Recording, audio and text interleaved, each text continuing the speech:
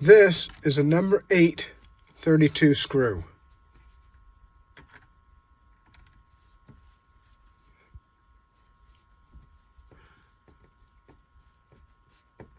This was actually kind of a lucky guess. Many of the screws that are used in this steering assembly are a number 10 and a number 1032. But I didn't know exactly what size it was going to be. It looked to me like it would be a number 8, and I don't have a way of checking that size. So, as long as I had to be in the dump now, and the reason why I went to the dump is because I had a bunch of trash to get rid of, but the dump is right next to our closest hardware store. And fortunately, the Old Trail store had this screw. So I have 3 that aren't the right size, but that's okay.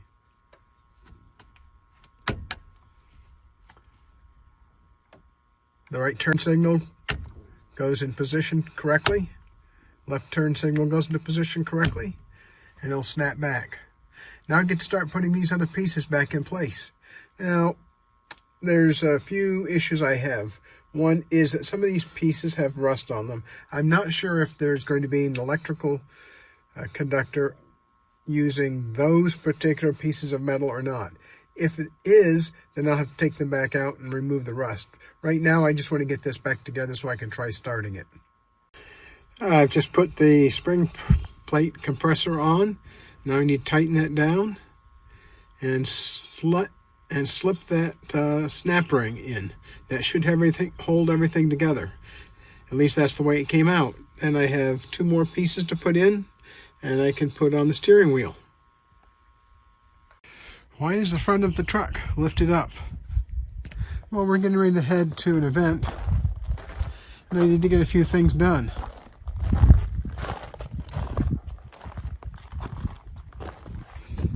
I've just checked the oil, added some oil. I'm going to see if I can get in and put some belt dressing on those belts because they squeak a little bit. And then I get to see how to replace a headlight on this truck. I think I have to do it from outside, but I'll find out in a minute. Never an end. Remove the key that keeps the cab from falling down on me. Now it takes 2 hands to push the lock back in and lower the cab. It's a bit of work. It's a heavy cab. I have it on the slight downhill, which makes it easier to hoist it up and pull it down. I'll be right back.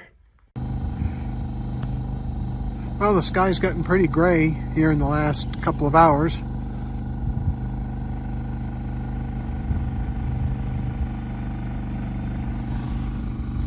And I'm just now ready to drill some holes in the mud flat because the 4 holes that are in the standard tractor trailer mud flap are not in the right place. So I'm going to use one of these drill bits.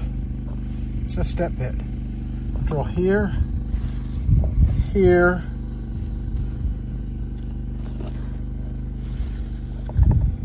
and there. That's it. Then I get to get back under there and try screwing it back in. It's a real job. That thing is in a bad spot. There's not a lot of space. And because there was mud and rust on the machine screws, it was tough to get out. Irene had to help me with the last one because she has a little bit longer reach than me. What are you eating, Irene? I am eating a hot bowl of chicken chili. Freeze-dried chicken chili. Yes. Yeah, you can't tell it's freeze-dried chicken chili. It tastes just like regular old chicken chili to me. Delicious. Hot. Tasty. Perfect. It's chilly tonight, so it's nice. I don't know what time the temperature is, but it's dropping, I can tell. It feels damp. It's only 61, which is not hot at all. It's not cold at all. It's been cold today. Felt cold. Yeah, I think that 61 degrees is in town farther. We're out towards the mountains, so I think it's cold right here. But it feels damp, so it's definitely chilly. I need to put more cloths on. But yeah, we're out in the middle of a campground near the Estrella Mountains in Phoenix. Yep. And it gets cold here and windy. God. The wind has been pretty miserable this year. But, yeah. So what do you think about freeze-dried food so far?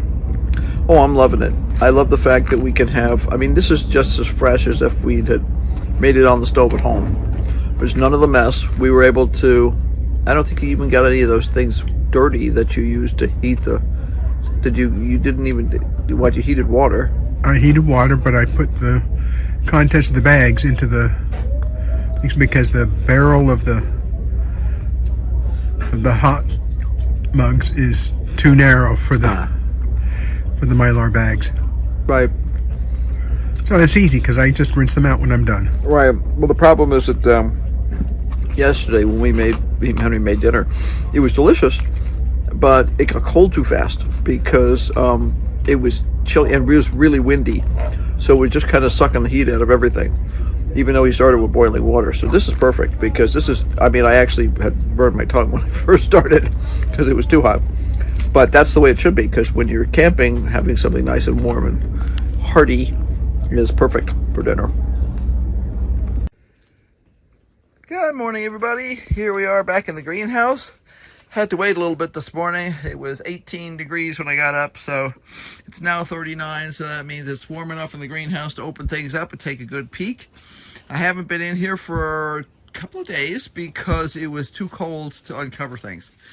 Everything needs to be watered, but the slight droopiness you're seeing this morning is actually from the cold, not necessarily from a lack of water. Everything is still damp enough. But I wanted to take a stock of things. I did peek under things the other day just to make sure that the mousies hadn't been in and we were okay, and that everything was damp enough.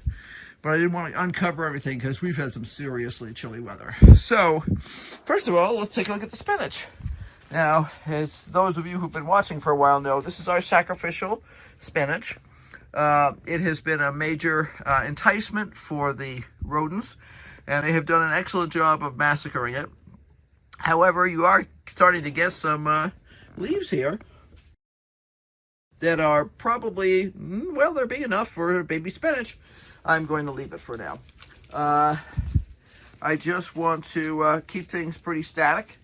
I expect I should have some seeds up in a couple of the newly planted buckets, and that's what we're going to rely on for our spinach. Let's see. This is our Terric kohlrabi, and it's doing really well. We're starting to get that slight thickening of the base of the plants, so we should start seeing some bulbing up in the next couple of weeks here, especially since we're getting the longer Sundays now, so everything will be happier. This is Quick Star, which is another type of kohlrabi, and it is also doing well. It's, you know, nice and tall and sturdy and stuff like that. Atlantis, that's a broccoli, and Tiara. We have some nice Tiara there. Plus our volunteer carrot. He's doing really well. You can definitely tell he's a carrot at this point. Sweet stem, which is a broccoli. And we have some new ones up in here. So, yeah, we're going to have probably more than I wanted in there. I may transplant some. We'll see. Purple Vienna is doing great. It's not proving to me that it's going to bulb up yet, but other than that, you know. The choice looks a little picked over because I cut some. Was it yesterday? Day before yesterday? I forget. Anyway, I just literally popped off that section of the cover and harvested enough for the two of us to have greens on top of our ramen for dinner.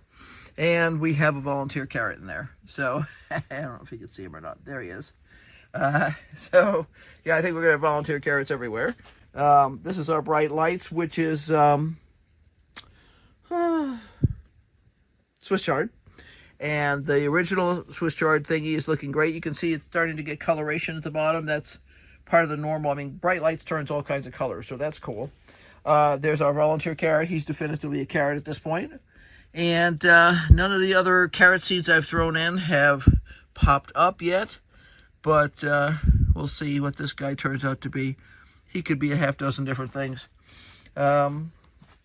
Now, onto the seaside spinach. This was a replant because we lost our spinach to the rodents, and I can see a bunch of new seeds in here so that have sprouted. So we have a bunch of babies here. So I have hopes that this will do well. We really love spinach salad. So yeah, this morning I'll be giving everybody a drink of water and also some fertilizer. And this guy is Hercules, which is carrots. Don't see anybody in here yet. These were old seeds, and carrots take longer. So we'll see what happens with that. My goal in the next week or so is I'm going to be cleaning more pots and spreading this, you know, increasing this area here to over in here and planting new things. We've decided to really keep pushing it and experimenting this winter to see what we can get. We've been eating the choy sum, and hopefully within the next month we'll also have some kohlrabi. So yeah, we're going to push our luck this winter and see what we can manage. The vegetables in the grocery store have been, I think the word crappy comes to mind lately, no matter which grocery store I go to. The only thing that has been decent is been able to get some decent Brussels sprouts at Sam's, and got a really nice head of cauliflower at Sam's. And I've seen good cauliflower at a couple of other places. It's more the seasonal veggies, like the cauliflower and the broccoli and the Brussels sprouts, that are doing okay. Sometimes they're pretty nasty, but sometimes they're pretty decent. Any of the ones that normally are imported are just plain looking crappy this year. And so we're eating our frozen green beans out of the freezer, and we've got more of them. I don't know how many more weeks we have of frozen green beans. I have to store it in the freezer a little bit more, but we're okay for now. And we're going to enjoy the green beans. Our asparagus will be here starting in April. But meanwhile, we want to see what we can get out of this stuff. I want to plant some bok choy, and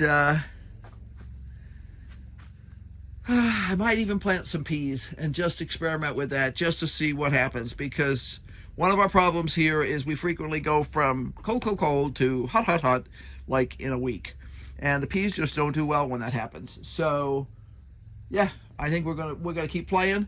My goal is to get this whole area here planted, and then we can always start putting them along the floor here. That's one of the things we do when we need more space.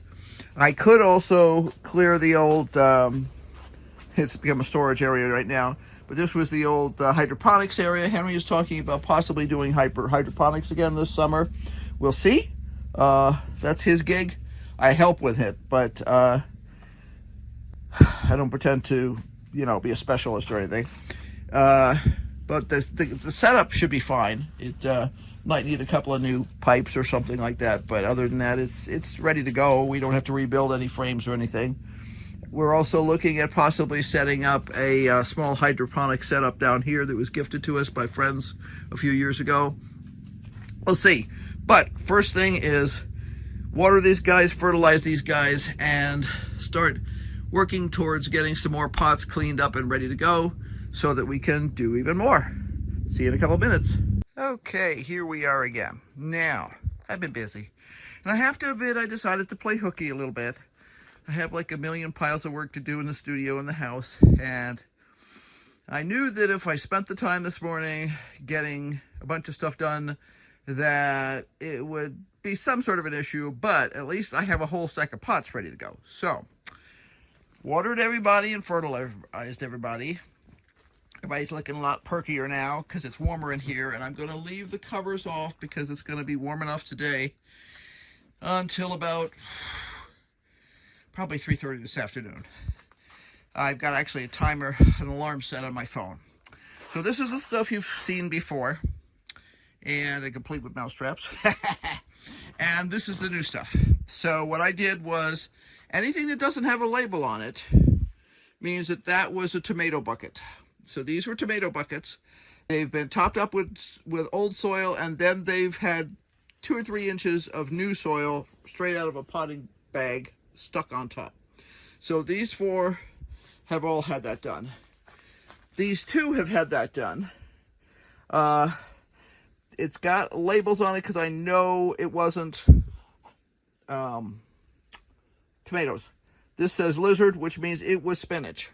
So the advantage to remembering the names of your vegetables.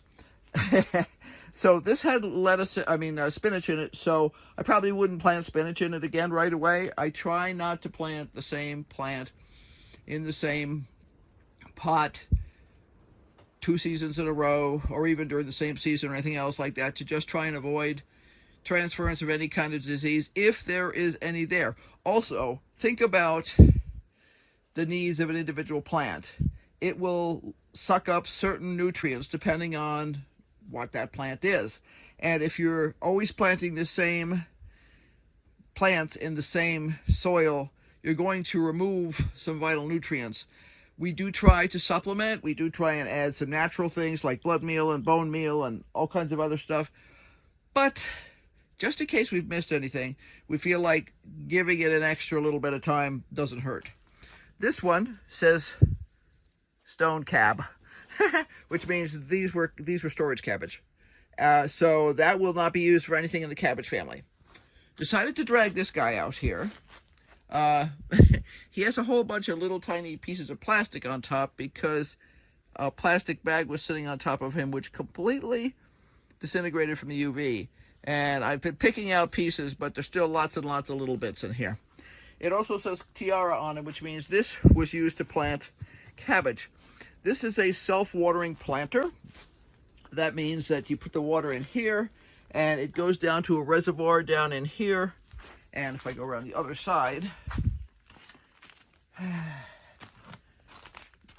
the overflow is right there. So if I were to put in too much water, it would overflow into here. I could also unscrew this if I wanted to really, let's say if I really screwed up, I could unscrew this and the water would just pour out here.